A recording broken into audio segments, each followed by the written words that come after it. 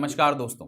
भारत को कहा जाता है कि it is the indestructible union of the destructible states. इसका मतलब है यूनियन गवर्नमेंट या पार्लियामेंट के पास पावर है कि वो नए स्टेट्स बना सकती है, पुराने स्टेट्स को बिगाड़ सकती है, एक बड़े स्टेट्स को बाइफरकेट करके दो स्टेट्स में बना सकती है, साथ ही साथ दो स्टेट्स को जोड़कर एक नया स्टेट बना सकती है, बाउंड्रीज चेंज कर सकती है, नाम चेंज कर सकती है और किसी बाहर की टेरिटरी को इंक्लूड कर सकती है इंडिया के यूनियन में और एक नया स्टेट फॉर्म कर सकती है। ये सारी पावर यूनियन के पास हैं, ये सारी पावर पार्लियामेंट के पास हैं। ये होता है बिकॉज इंडिया में क्वासी फेडरलिज्म फॉलो होता है, holding together federalism.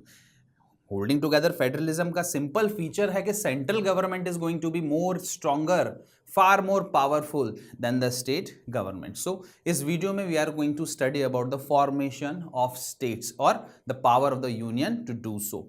Welcome to Shriram's IAS UPSC Prep channel. Welcome to this series of studying Indian polity through mind maps. Let's dive deep into our lecture. Now, before I start, I would like to tell you about the free one-to-one mentorship of Shriram's IAS. If you have any doubt in your preparation, the only thing which you have to do is to go to the description of this video, click the link and fill the form. We are going to approach you. Now, moving forward with formation of new states in India.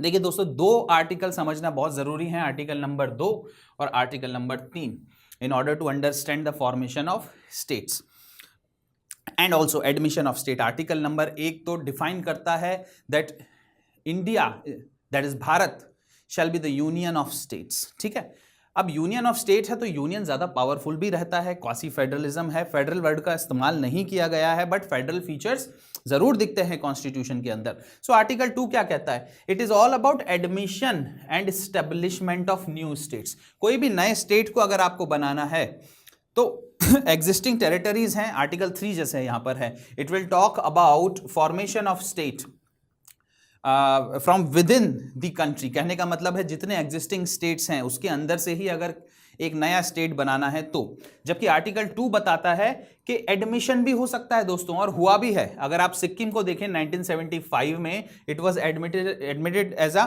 Full fledged state in India, 1975 की बात है। सो दो power हैं parliament के पास। पहली power to admit, अब देखिए, allows parliament to admit new state into the union. अब कोई ऐसी टेरिटरी है जो भारत के बाहर है और भारत चाहे तो उसको अपने में अक्वायर कर सकता है, अक्वायर करने के बाद उसको भारत का एक स्टेट बना सकता है। साथ ही साथ दोस्तों दूसरी चीज आती है स्टैब्लिशमेंट ऑफ स्टेट। कहने का मतलब है भारत के अंदर कई सारे स्टेट्स हैं और ये स्टेट्स को तोड़कर अगर कोई नया स्टेट बनाना है वो भी हो सकता है, दो स्टेट्स को जोड़कर अगर कोई एक सिंगल स्टेट बनाना है वो भी हो सकता है, नाम भी चेंज हो सकते हैं, साथ ही साथ बाउंड्रीज भी ऑल्टर हो सकती हैं। So it allows parliament to establish new states. Now अब आते हैं जो ऑलरेडी स्टैब्लिश्ड स्टेट है उनके साथ क्या क्या किया जा सकता है। आर्टिकल 3 इसका सबूत है। आर्टिकल 3 बताता है कि पार्लियामेंट के पास क्या पावर है, formation and alteration of the existing state. ठीक है दोस्तों, तो अभी भारत में अगर आप देखें 28 स्टेट्स आर देयर, साथ ही साथ 8 union territories are there. Okay, अब इनके साथ यूनियन गवर्नमेंट क्या कर सकती है? अभी आपने रिसेंटली देखा होगा एक नई यूनियन टेरिटरी फॉर्म हो गई है और एक state has become a union territory, that is the Jammu and Kashmir and of course the union territory of Ladakh also. तो देखिए क्या होता है यहाँ पर, formation of new state by splitting और separating the territory of an existing state. Example लीजिए आंध्र प्रदेश का। आंध्र प्रदेश में रिसेंटली 2014 में क्या हुआ था दोस्तों, आंध्र प्रदेश से एक नया स्टेट निकल के आ गया, तेलंगाना। वैसे ही 2003 की बात है, 3 नए स्टेट बने थे, छत्तीसगढ़, झारखंड एंड उत्तराखंड। ये सब अलग अलग स्टेट से बाइफरकेट होके नए स्टेट बने थे। उत्तराखंड बना था उत्तर प्रदेश के साथ बाइफरकेट होके, स्प्लिट होकर, छत्तीसगढ़ बना था मध्य प्रदेश से स्प्लिट होकर और झारखंड बना था बिहार से स्प्लिट होकर। तो ये सारे जो स्प्लिटिंग होती हैं, सेपरेटिंग होती हैं स्टेट्स की, ये सारा यूनियन गवर्नमेंट या फिर कहें कि parliament, not exactly union government but the bill has to be passed in the parliament. Parliament has the power to bifurcate the states into 2। तो एक तो ये चीज हो गई दोस्तों, splitting the territory of a state, existing state into 2। नया state बनाना है तो एक स्टेट को तोड़ के 2 हिस्से करके एक नया स्टेट बना दिया। अगला, इंक्रीज और decrease the area of a state. कोई स्टेट का एरिया बहुत छोटा है या बहुत बड़ा है, उसको कम करना ये भी पार्लियामेंट कर सकती है। तीसरा, alter the boundaries between the state, this is another power. Change the name of a state, ये सब भी किया जा सकता है। तो ये सब आर्टिकल 3 के अंदर दिया गया है दोस्तों, और ये सब जो किया जा सकता है, अब आप प्रोसेस देखिए, the process is very simple, the process is not covered under article 368 of the constitution. 368 article special majority से अमेंडमेंट करने के लिए बोलता है, और 368 के अंदर ये प्रोसेस नहीं आती है। It's a simple process and you will see how simple this is. The bill has to be introduced in the parliament. Now the bill has to be introduced किस चीज के लिए? For any of these things. अगर आपको एक नया state बनाना है by splitting the older one, आपको नाम चेंज करना है, आपको बाउंड्रीज चेंज करना है, आपको एरिया इंक्रीज या डिक्रीज करना है, anything which you have to do, the bill has to be introduced in the parliament. और जो बिल का इंट्रोडक्शन होगा, that has to come with the prior recommendation of the president. That simply means president साहब से recommend होकर ही वो bill parliament में table होगा। और किस लोकसभा में हो सकता है या फिर राज्यसभा में, किस असेंबली में होगा? भाई कहीं पर भी हो सकता है, रोज लोकसभा में भी हो सकता है, राज्यसभा में भी हो सकता है। आप समझिए इस बात को, this is not a money bill.